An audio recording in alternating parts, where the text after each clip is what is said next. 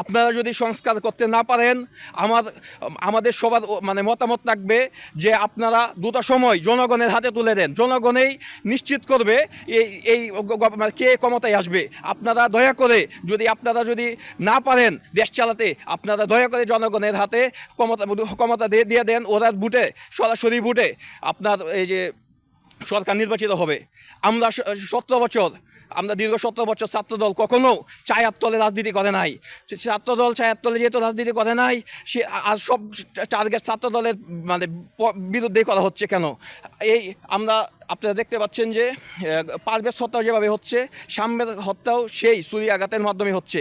আমি কি এটা বলতে পারি যে আপনার এটা কি পরিকল্পিত হত্যা? বান্ডেল থাকলে প্রতি সেনমানিতে টাকা বাঁচবে। বিকাশ সেনমানি বান্ডিল কিনে জিতুন প্রতি লেনদেনে। শাহরিয়ার সৌম্য নির্মমভাবে সন্ত্রাসীদের হত্যার শিকার হয়েছে।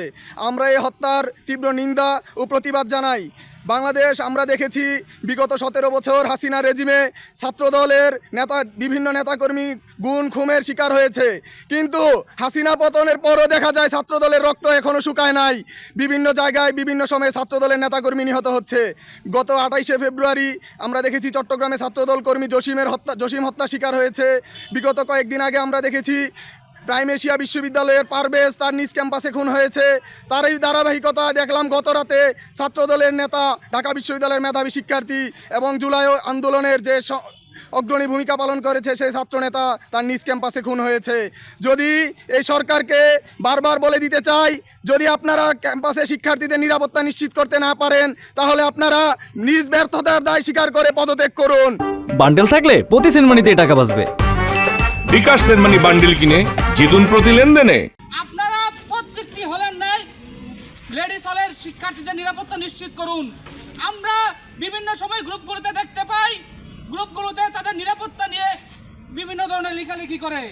আপনারা মাননীয় উপাচার্য স্যার, আপনি এই বিশ্ববিদ্যালয়ের অভিভাবক, আপনার উচিত প্রত্যেকটি শিক্ষার্থীর নিরাপত্তা নিশ্চিত করা।